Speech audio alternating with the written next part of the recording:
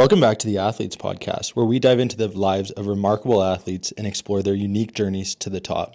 In this episode, we have the pleasure of speaking with Taylor Woods, a professional hockey player and strongwoman who has defied the odds and overcome adversity to excel in not just one, but two highly competitive sports. Taylor's story is one of perseverance, determination, and unwavering dedication to her craft.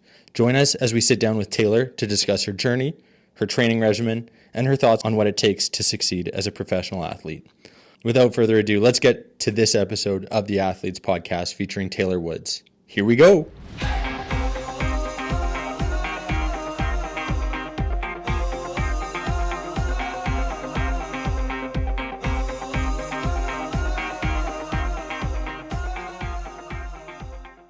Strong man and strong women competition. The men has been here for so long. So it's more like there's the infrastructure set. They have circuits. There's a Canadian circuit. There's like a full world circuit. Cards, right? There's that sponsorship backing. Like Hooper has his own business too, so he could sort of piggyback onto that. Whereas the females, it's just like I competed at the shot last year, which was an open, which I'm like 3 weight classes above.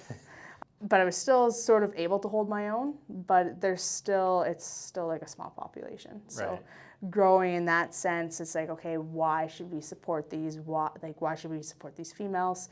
Why are they really like a good product to watch?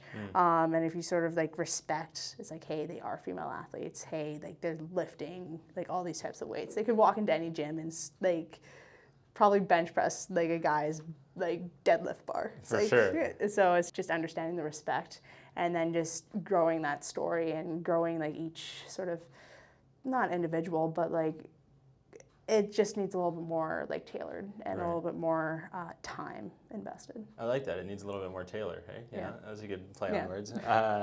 What was it like competing at those events? Maybe even talk about like creating content with Mitchell. It's getting posted on Toronto 6. Everyone loves having a big strong man and a strong woman out on the ice. Like, do you get mixed reviews playing hockey as a strong woman? Are people looking at you like, how are you able to manage both? Yeah, no, that has actually been like the whole front center for me this year. It's like in previous past, it's like, okay, I walk into the hockey rink and everyone's like, oh, you're a strength athlete. Oh, you're so good at fitness. Oh, like you're a strong woman. And then I go into I go to a fitness competition or a strongman competition. They're like, oh, you're that hockey player. And it's like, you know what, like identify me as a strong woman in a strong woman event. Identify me as a hockey player in a hockey event. And it's more me controlling that. Right. It's like, hey, you know what, like I work super, super hard to be good at all these different things. And I could even just go into the different coaching side, right? Yeah. When I come into coaching, it's like people look at, and it's a marketing thing too, but like I'm a good hockey player, but I'm also a good coach. Yeah. So just respecting the sport, respecting the element, and then these are the characteristics that I bring to make myself better in terms of that space. Right. So, and that's all in terms of controlling that identity. How difficult is that? Like, I'm sure you're getting torn left, right, and center. People commenting. Like, have you always been able to be like a trailblazer, whatever sport you compete in from a young age? Whatever I go into, I sort of just, hey, I go 100% at, and I just sort of see where even just my athletic pursuits and my like, just my full athletics lie. But yeah, it's been challenging. Like I do post things on social media. I don't though, because I protect the things that I love. I protect my passion. And that comes even with hockey, that comes with some of my training, that comes with strongman. And people have said, it's like, oh, you're going to get injured. Oh, like you're squatting so much amount of weight. And like my argument is, hey, people are throwing 25 pounds on the bar, which is 95. And it's like, I don't even touch that weight for a warm up. Yeah. Then you work up to your working set. And now that's my first or second warm-up set. So I just worked that hard, and I started that early and got that knowledge base and do it smart. But I just worked super, super hard to get to where I am. But yeah, people have commented, but it's more just sort of standing my ground, and I know who I am. Yeah. Were you always strong growing up? Did you always know you were going to play hockey? What other sports were you playing growing up? Yeah, no, my parents put me into hockey as soon as I couldn't skate on figure skates. Like I did a full skate around the ice, picks, like tripped over the picks every single stride. So I'm like, no, hockey's for me. And yeah, I was just, I was a small kid, but a little bit bigger. So just being that tenacious person in the corners, tenacious person always chasing the puck.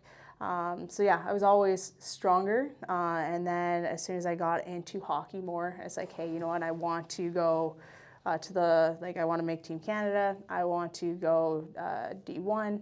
I really dial it into my training off the ice. So nutrition-wise, strength-wise, speed was huge, conditioning per se, and then just working on dry land stuff, so plyo, stick handling, right, getting that whole neurological development. Maybe not like in terms of when you're 13, you're thinking about neurological development, but thinking in terms of what can I do today to make myself better for tomorrow. So yeah, it started pretty young. Morden, Manitoba. Can't imagine you realized A, how big the world was when you were growing up, but B, that, hey, I could be playing in Toronto, competing in Strongwoman events. Like, what kind of whirlwind has the past, we'll say, couple decades been for you?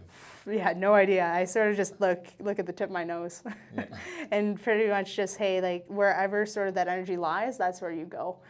Because you always want that positive vibes and that positive atmosphere. But yeah, no, more in Manitoba, right? You're just there. Like my parents put me into every single sport so then I could just get rid of this energy and not bother them. And yeah, it's just hockey's taking me places, fitness is taking me places.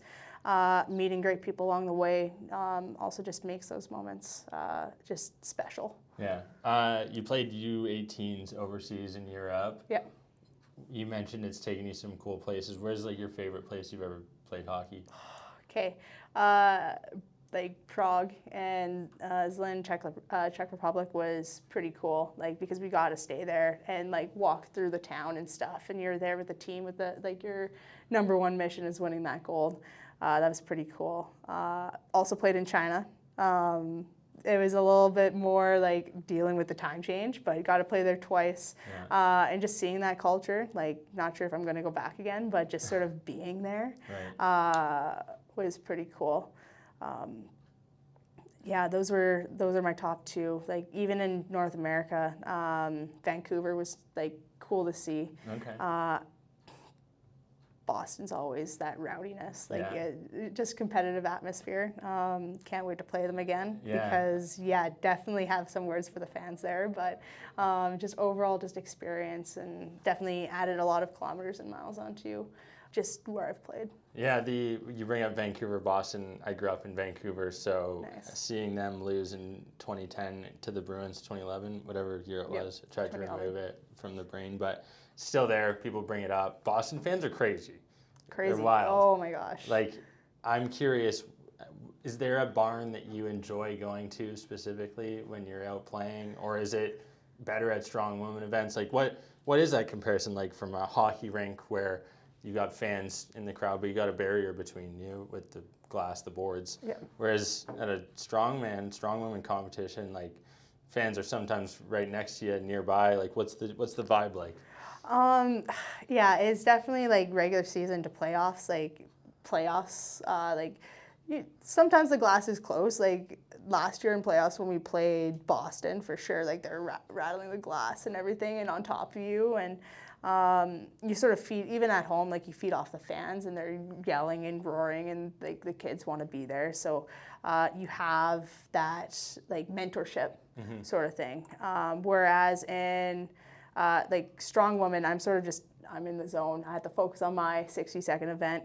Well, even my world record breaker was insane. Went there, had a little bit of an injury, but it's like, hey, you know what, you're going for a world record. This is your attempt. You don't know when you're gonna do it next. And just the applause from the fans and everything. Like I cleaned it up in the front rack position, heard nothing but the roaring fans, and it's like, hey, let's hit this jerk. But it's just the emotions, and it's like I knew just I could have had it, and that just different type of energy. It was just in your face, and it was, well, in a good way, but it was very uproaring. Right. So yeah, different types of atmospheres, but it also just makes me a better athlete, knowing like the different like arousal levels. Yeah, how do you, are you breathing beforehand? Are you going through a routine? Like, how do you stay composed during those situations? Yeah, in terms of that, I just always just go back to like practice and training. Like I practiced even that clean and jerk for about 12 weeks. So it's like, okay, like how can I sort of simulate the same thing? Because I do get very up when I go for the attempt. So it's like, okay, so how can I get the same level of up and still sort of feel within the same cues, right? So it's like, hey, like I have a couple cues for the clean, I have a couple cues for the jerk. So if I could just stay focused on that, it's going to be somewhat of the same. I don't need to pump myself up because there's that adrenaline, this is that moment, there's that crowd. And it's the same with hockey, right? You go in, you have a team, you have a game plan. Okay, here's your cues. This is the team you're playing. These are cues that of you as that athlete. Okay, this is what I want to do. This is what I need to do for the team.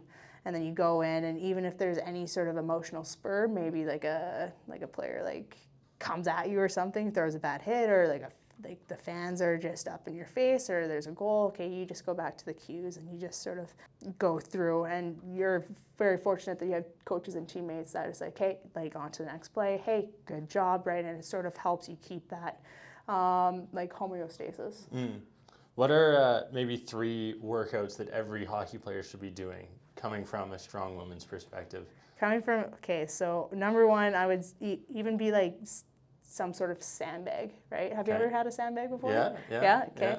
Yeah. Not what I was expecting you to say number 1, but I'll take it. No, well, in terms of like strongman, so like if you have to sort of mix some modalities, it doesn't have to be heavy, it could be light, but it's about core and midline, right? Which is huge, right? If you go try to hit a play or you're battling for someone for the puck, right? You have that core stability coming through breathing wise, because if you could get that same sort of breathing wise as you're under pressure for a game, for example, okay, your stick handling, for me, I'm coming across the blue line, right? Very high pressure situation. If I can control my breath, then I'll be able to adapt under pressure. Right. And then as well as it works on even legs, or it depends on what you're doing.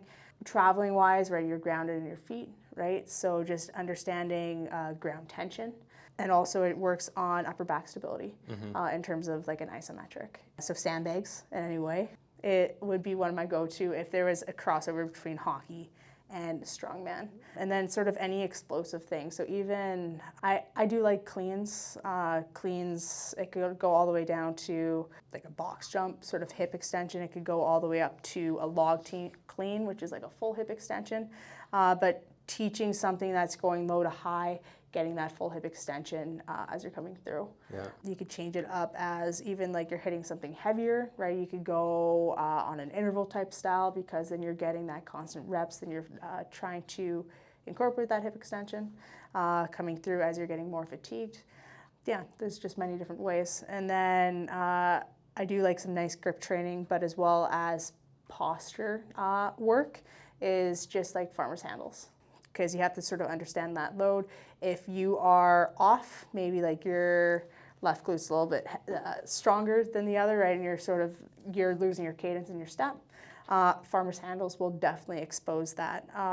And again, it's big grip training. You could do it as a suitcase. You could do it just both, small interval, larger, up to you, but definitely something in the off season that if people want to get stronger in terms of sense is farmer's handles. What are you building your own programs? Are you working with a coach?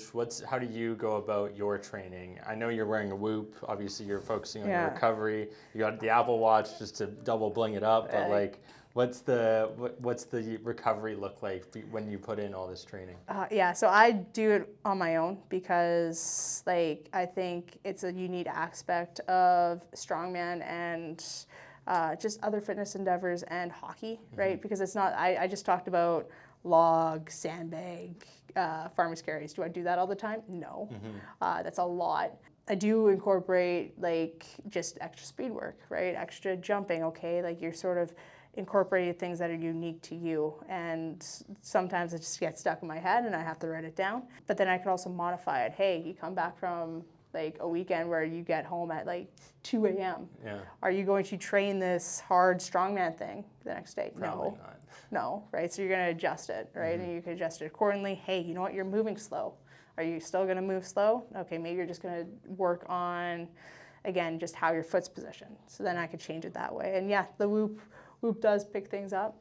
Like when you're sick, when your HRV is a little bit too high, when your resting heart rate's a little bit too high, right? What's the difference in between that?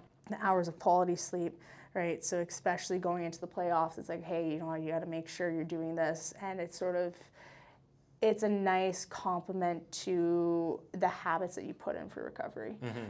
So if you constantly do recovery, it should show, and that's sort of the validation of it. Yeah, and I treat it as an accountability partner.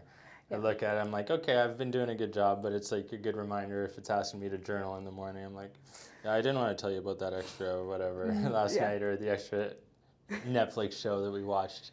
I don't actually watch much of it. Have you been watching any Netflix, any good shows on? Do you get to watch with your 600 to 700 kilometers you drive every week? It's actually more than that. Is it? It's like, yeah. So practice days is like, because it's like almost 100 clicks for me to drive in. So 100 there, 100 back. Occasionally it's like driving around for work. So it's probably about 250 on practice days. That's dicey. That's a lot. It's nice. Yeah. But it's, hey, you get your time in the car. I call my car Stella. Okay. So it's quality Stella time, and you just, hey, podcast, anything, like even like you call up someone, right? Just, hey, that is also your quality time. Yeah. So trying to make the most of it and get that mind space. Podcast you listen to, other than the athletes podcast, we won't include that one. Yeah, there's Stacy Burr that I'm listening to currently. I think it's the Champions podcast. Okay. Going through a couple of those because they're very short. As then I just throw on some Spotify too, just get me pumped up for practice, or like, hey, you come back, like, okay, just get ready for a meeting. Okay, you're coaching. Okay, right. So just different types of playlists in terms of that. What's the go-to pregame song? Go-to pregame song. Right now I'm into My Chemical Romance. Oh. Yeah. So just throwing that on there. Fluctuates. Somewhat, it fluctuates. Yeah, fair enough. It's Yeah. okay. Hey, that's good. You gotta have. I was like, little Bulls on Parade at the beginning. Yeah. It's a classic. You get some 50 Cent in there. Who knows? Sometimes you get some Nickelback, just Animals, straight like fire in the veins. I'm always curious. Our goal with the Athletes Podcast: educate, entertain, inspire the next generation of athletes. From a female who's been in the game for a couple of years now, and I say a couple, meaning like, probably 2 decades worth of you playing hockey at least almost, right? Yeah. How much have you seen the game change? Oh, a lot. Like even as a coach, it's like prepping like athletes and stuff pre-pandemic, during the pandemic, and then post. In terms of even just overall skill development has improved, right? And that changes. But then also the time where athletes focused on a lot of skills and not a lot of systems, right? That's changed the game. In terms of even the knowledge going into the game, adding video per se, right? The extensive video going in has changed the game. And then you get in terms of the full on how an athlete develops. So like they're just overall development system, right? Because when you're younger, you work on these base skills. Okay, there's a little bit of system work, but even like, okay, you go up to college, it's all about systems. It's all about speed. And that's changed because of the attention on skill, the attention on changing skill, and now it's just everything's quick and fast, and you don't want to touch the puck as much. And like I even said to my teammate at the start of the year, it's like, hey, the first thing last year was, okay, you look for the pass, then you move your feet, and then you make a stick handling play. Those in order of importance. But now it's more, okay, so you got to move your feet. Like, you got to move. Then you're looking for a stick handling play, because as you move, you're probably moving closer to someone. So you're looking for that stick handling play, and then it's pass, right? So it's completely reversed. So how even the order of importance of that goes into how the game's been played, it's been very cool. So I have to adjust, as you said, it's like 2 decades. I'm like, now you're aging me too. So, but yeah, just you got. This means you started playing at a young age. That's why you're here, Yeah. right? I mean, I wouldn't. It's, would you like to trade positions? A lot of people who start later don't end up, right? And I think like it's important to showcase for you, especially like you're kind of the idol of what we're trying to provide on the podcast as far as, hey, like playing multiple sports is beneficial and it's going to provide you with so much more than playing one sport and specializing from 5 years old on. Like the NFL did this a ton when they were creating content during their Pro Bowl. They were asking all their players, they're like, hey, what do you think about playing multiple sports, yada, yada. I think they got the inspiration from us, honestly, but I won't take credit for it. I'll do it now on this podcast and say like, hey, we've been advocating for people to be multi-sport athletes for 3.5 years now. And I think you're a prime example of how you can still manage to do both later on into your career even, right? Like it doesn't have to be something that you just play multiple sports in high school and then specialize. Yeah, and even like the transfer over, because I played multiple sports, I could jump into something else and it's like, oh, this is not too bad. But even in terms of overall athletic development, learning different things. So like even from soccer or like training in softball. Well, softball brings a lot of power to hockey. I was a big golfer too. I was gonna say, what was your handicap? I was a golfer. Okay. We'll leave it at that. Yeah. Well, I did compete at a national level tournament, which was pretty cool. No big deal. Yeah. Do you know? Hey, Taylor Woods, Tiger Woods. Like, there you go. A little tie there. You know what Mitchell can shoot? For golf? Yeah. No. Do you want to guess what his last round was? What he shot last round? Oh, it was probably something good. Like keep in mind, he's 320 pounds. Oh, so just power. He's my height, 6'3". Putting finesse though would probably be like just 3-putt, 4-putt. What do you think? What's the guess? I'm gonna say like low 80s. 75. 75. That guy is good for him. I'm gonna say that he's probably arguably one of the best athletes that we've featured on the show. Legitimately, like most well-rounded. Guy can play basketball. Similar to you, like I would put you two, and it's interesting you're both in strongman, strongwoman sports, but like I think I would put you in that like Olympics that eventually I'm going to run at some point where we get the best athletes in the world, come together, do like 5, 10, 15 events, see who comes out at the top. I think that'd be sick. That'd be sick. Well, okay, so 2 things. So one, I did that collab with him and did the video, and we're doing this combine, right? So of course I beat him in chin-ups. No big deal. He beat me in vertical jump because he's just a powerhouse. And then we went to the 5-10-5. And as a football player, there's specifics, right? And I felt, okay, hand touch through, right? He did miss a hand touch. He did beat me, but he missed a hand touch. True. So you got the dub, is what you're saying. Didn't say it. But yeah, one of the things that I do want to try in the off season, because I think I could, is do a 400-pound back squat, and I think it's a 630 mile. So that's from Adam Klink. Okay. 500, and I think it was like 6 mile. Yeah. So in the same day. So that's going to be a goal of mine to try to hit. Nice. So maybe we could challenge Mitch to do that too. But yeah. Hey, I'll come try and hold my own, but I don't know where I'll sit in that group. Like 1 rep of 400? Yeah. Okay. I could maybe, I don't know what he's putting on the bar. I could maybe do the, maybe, knees might buckle. Anyway, that's besides the point. I'll be the ref. Nonetheless, who did you idolize growing up as far as athletes? Like, were you thinking of, I want to be, Haley Wickenheiser, or are there individuals that you looked up to, like a Christine Sinclair, or, any come to mind for you? Yeah. Well, even just younger would be Megan Augusta. Like, she wore number 2, I wore number 2. I was a forward also back then, and she just flowed on the ice really nice, and just a young stud. So really looked up to her. Now she's with the police force, which is insane. As even in college, it's I was looking up more to Sidney Crosby just because of his work ethic, everything that he put into his craft, and he just always did the right things, just as a leader. on the ice, off the ice.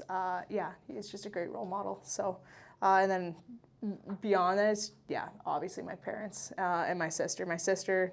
I always played on the same team with her. Okay. But she was a figure skater. So she would go figure skating practice to our hockey practice, like just in an instance. And like, how can you do that? But it's just the type of athlete that she was. So it's like, I guess from that moment, it's like, hey, you know what, she could just flip just like that. Like, she could do anything. I could do anything maybe too. So that sort of sprouted like a weed. What were the backyard sports like? What did you dominate in? What did she beat you at? She was faster than me. Okay. So tag, she dominated.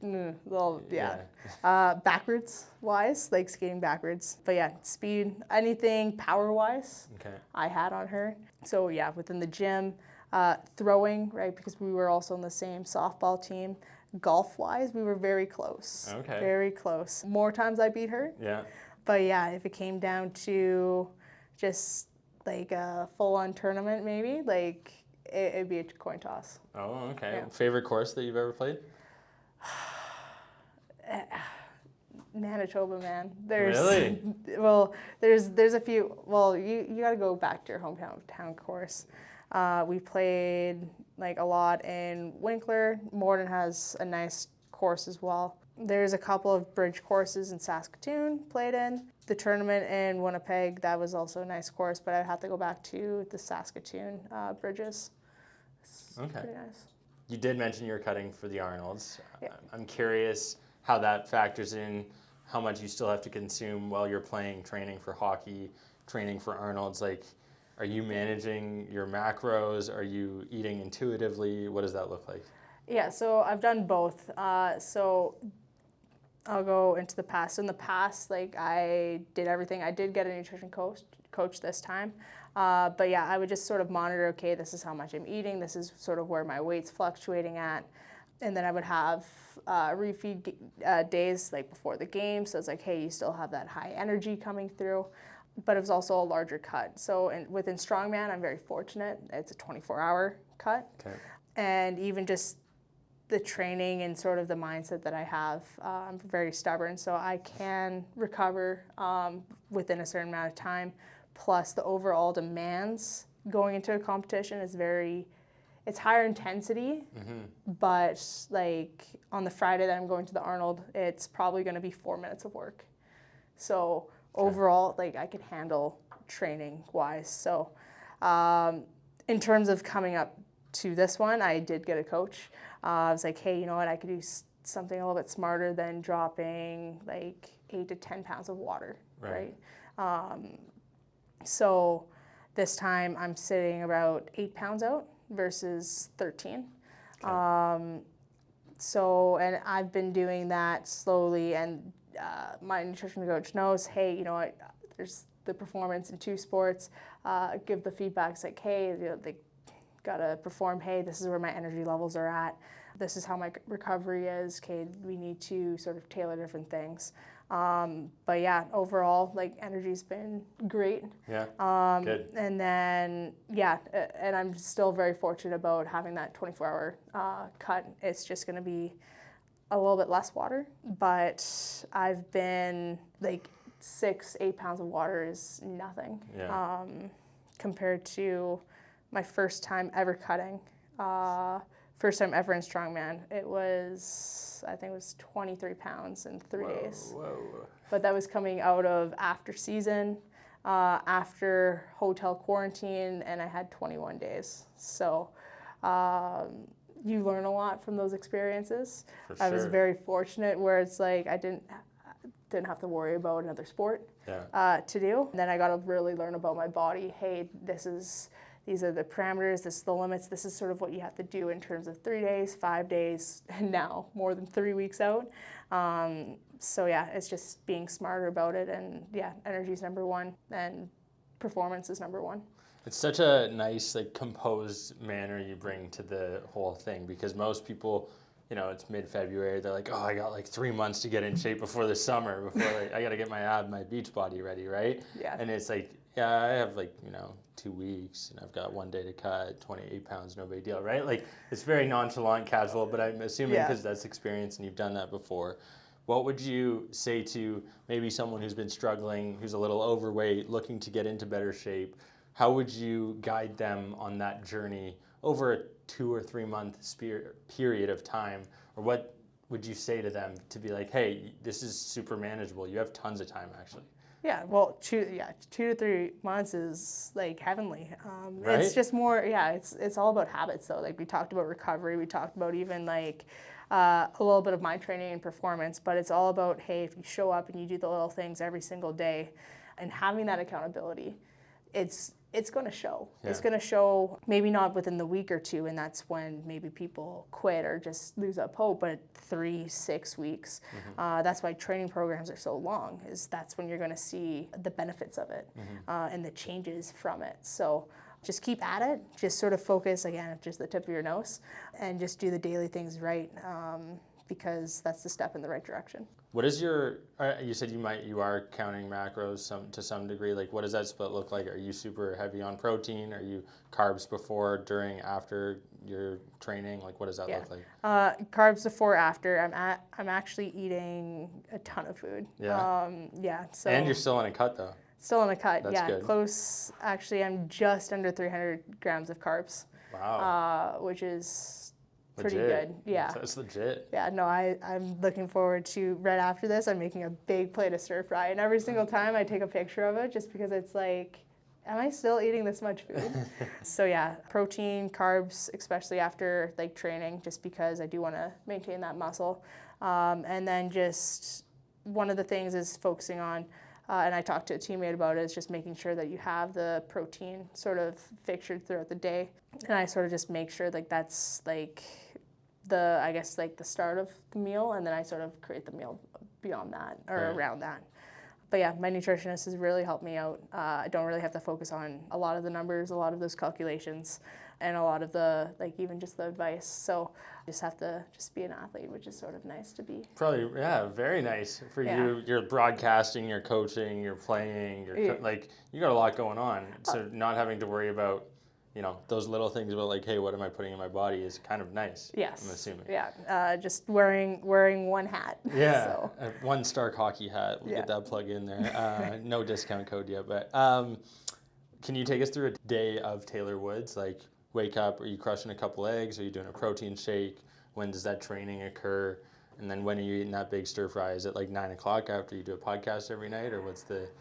Yeah, I'll take you through actually my day tomorrow, because that's going to be pretty easy. So I have to wake up at like 4:30, 4:45, because I will prep the meals for the day. I typically just have like yogurt and some oatmeal, just because that's simple, it's quick.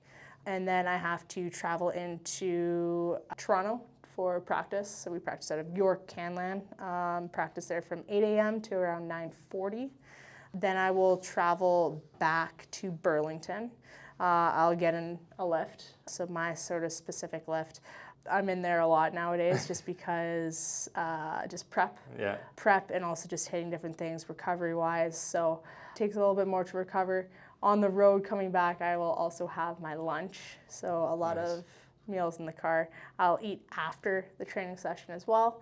And then I will go to Wave Twin Center. So they're just putting in a treadmill upstairs. So that sort of is starting slowly. So right now in season, as I want to branch out my business a little bit more, I'm starting it with skating treadmill, because biomechanics, skating, right, length of stride, power, stick handling, right, I could go on forever. Yeah. Anyway, getting to the point, I'll go there for work on with privates, teams, etc. Make sure that I do eat coming back, and then recovery for the next day, making sure, hey, like if there's any chores that I have to do around the house, get that done. It's usually I'm back around 8. That's when I crash that big stir fry. I will also have another night snack, and then just get ready for tomorrow, because we have another early morning practice. Yeah, 4:30, 5 o'clock wake up call. What time are you going to sleep at? You know what? I have the notification on my phone set for 9. Okay. I sort of look at it, and it's probably around 10:30. Okay. Just because there's just a lot going on during the day. And no issues getting less than 7 hours of sleep in a night? Like...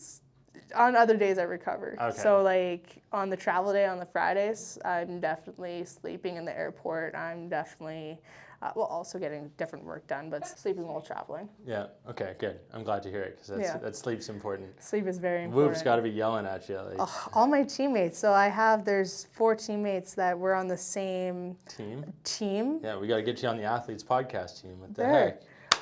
Crushing the strain, but like they're looking, it's like, okay, like what is this telling me? Like what is the sleep coach telling me to have in order to, like the hours of sleep? Yeah. And they're hitting it every single time. I'm like, I wish. And then so they don't have that as many hats as you're wearing though. Let's be real.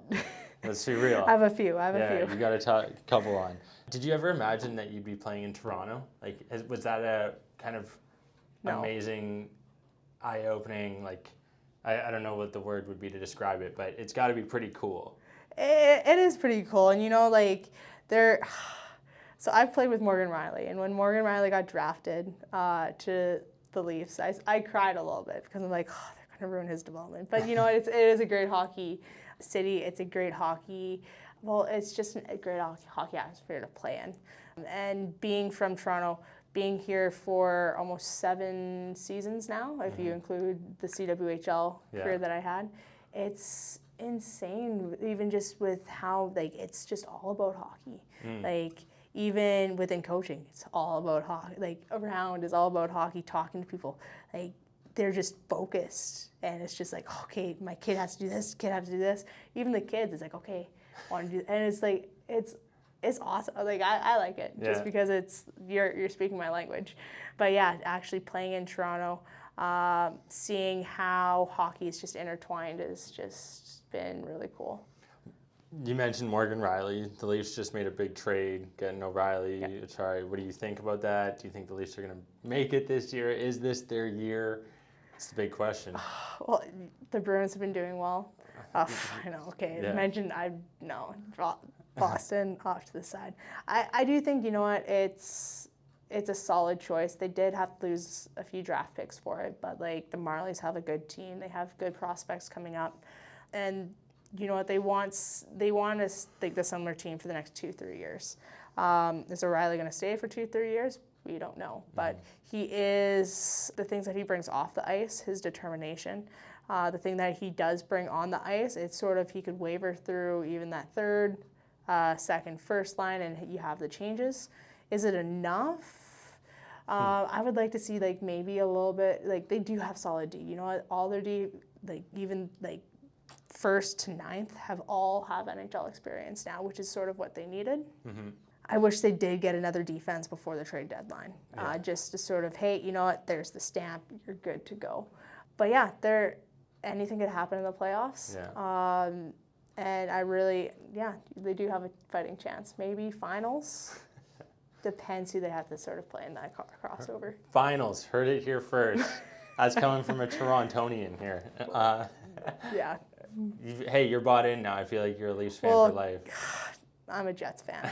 I have to be a Jets fan. I'm from Manitoba. When they came back, the uproar and everything was insane. But the Jets also I think they have to get another solid D and like a sort of mid-6 forward to be somewhat stellar. But they have a good team. Morrissey's been a stud. Oh, yeah. He's might win the Norris this year. He should. Yeah? He should. Are we calling that too?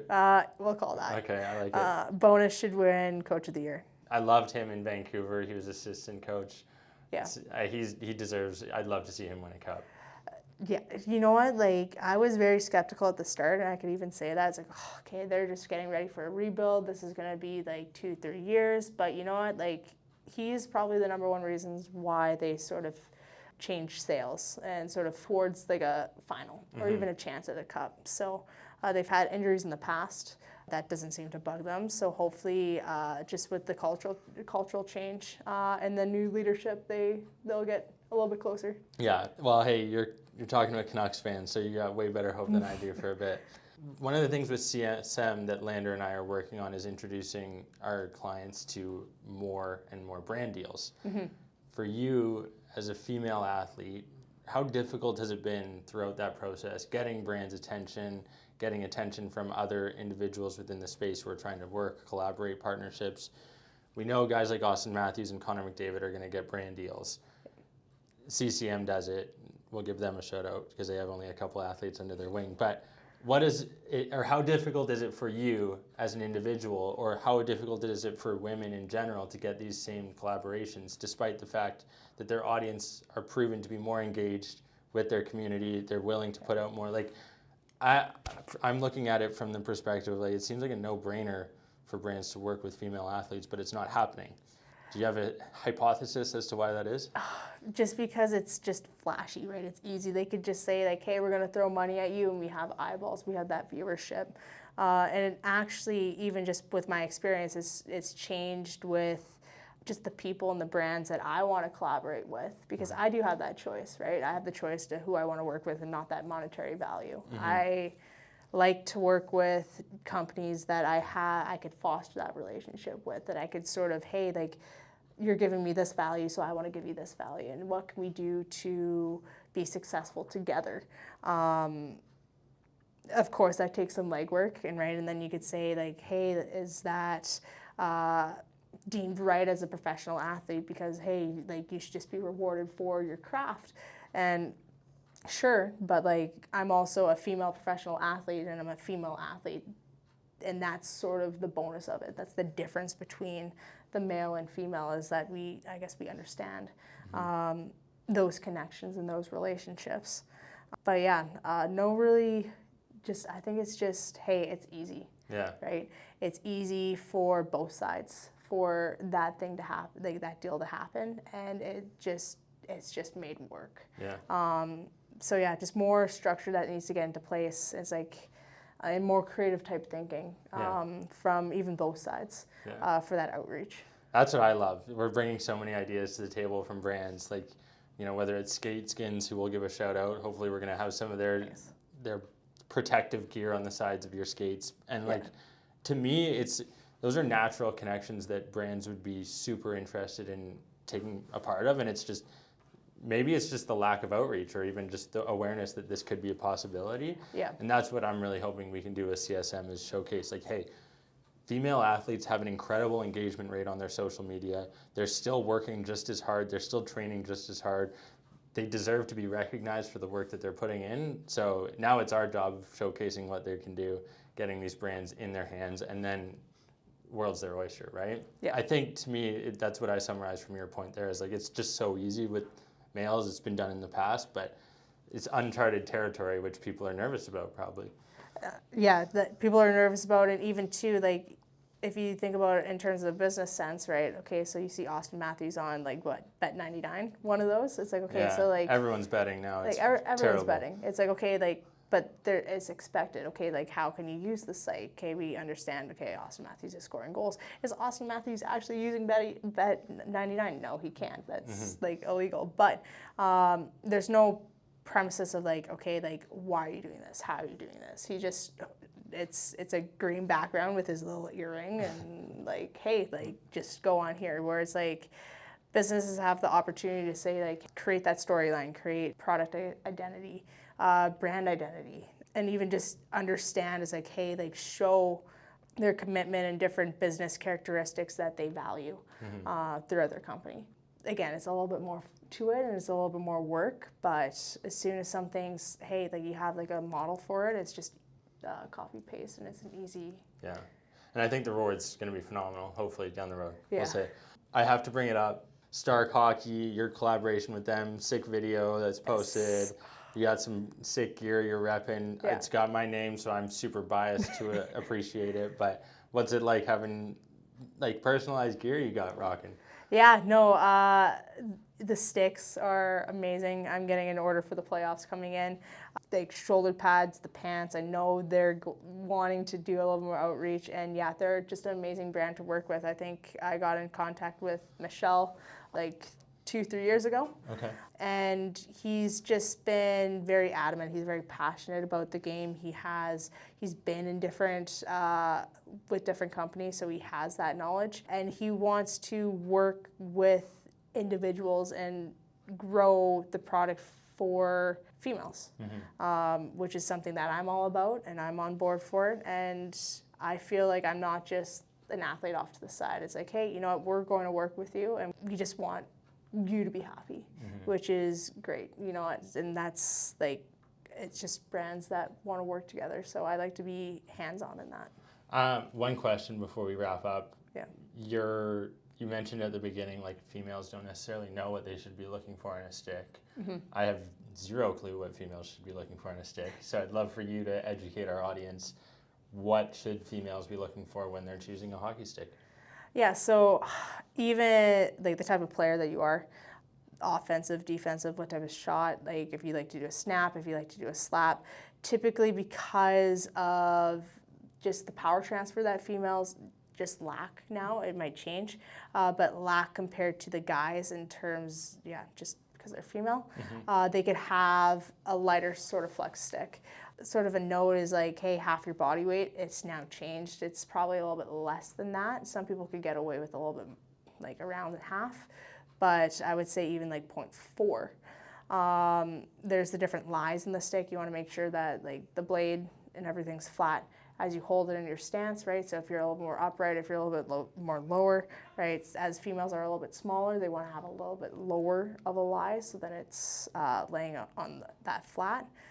And then, anything like, it's similar to what guys are okay, like how the stick reacts in terms of where you want to push it, right? Mid flex, or low kick.